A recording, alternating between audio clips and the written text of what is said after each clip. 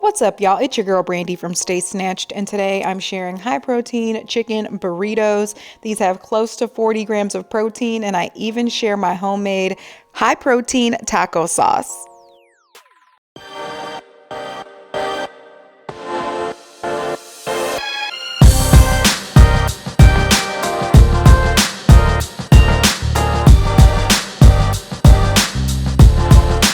For my taco sauce, a large part of the base is plain Greek yogurt because 1 cup adds 20 grams of protein.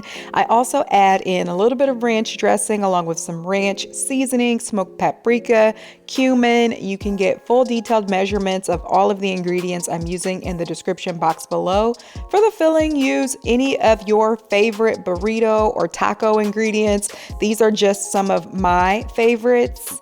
And then for the chicken, I have some diced chicken breasts here. I dice these into maybe 1/2-inch cubes, maybe a little smaller. You can also use chicken thighs or a fully cooked rotisserie chicken. I'm using my homemade taco seasoning here. You can also use a store-bought packet if you wish.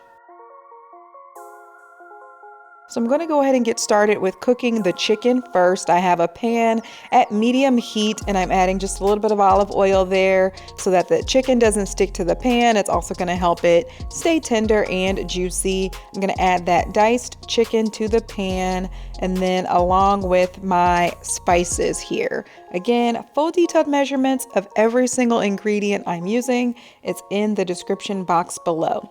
So I'm going to season this chicken and then I'm just going to cook it for a few minutes to sear both sides and to get those spices adhered to the chicken.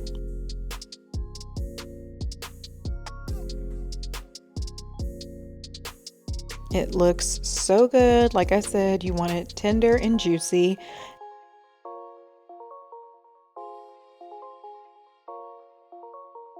Next, I'm going to add in my veggies. I'm using red bell peppers, green bell peppers, and onions. That's going to kind of give these a fajitas feel. And then I'm going to just give everything a stir. I'm going to saute these until the onions are fragrant and those vegetables are just soft.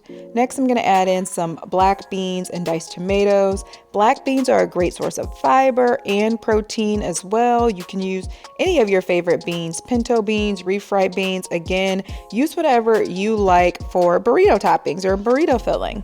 I'm just using my favorites here and I'm just going to cook this until it's warm. Then once I've got my filling cooked, I'm going to work on the sauce. The sauce is really simple. We're just going to add all of those ingredients to a bowl and stir until it's well combined. You always want to taste your sauce repeatedly. Make some adjustments as necessary. If it needs more salt and pepper, then add more salt and pepper. I use my homemade ranch seasoning here. You can buy store-bought ranch seasoning. Trader Joe's has a really good one that comes in the jars in the spice area. But stir that until it's creamy. It's going to be pretty thick. Then I'm using 9-inch flour tortillas here. They're labeled burrito. You can also use extra large tortillas if that's what you're going for. Whole wheat tortillas will work. Sometimes those are a little harder to wrap, so keep that in mind. I find that flour works the best and it's the easiest.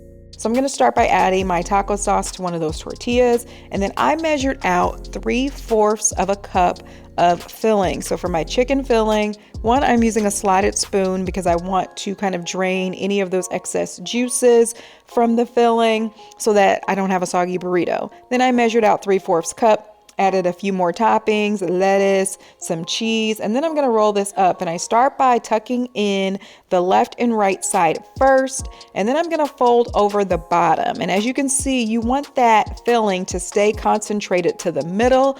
If it's kind of falls out, you can scoop it back in with the spoon and then continue to tuck and roll.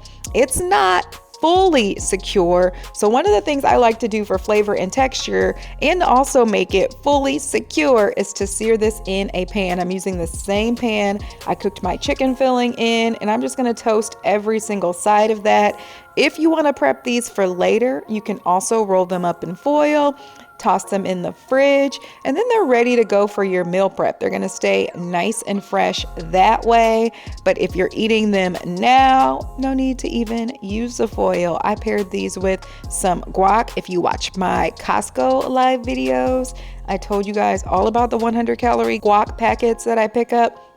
Paired it with some chips, some guac. This is such a simple lunch. I hope you make it and enjoy.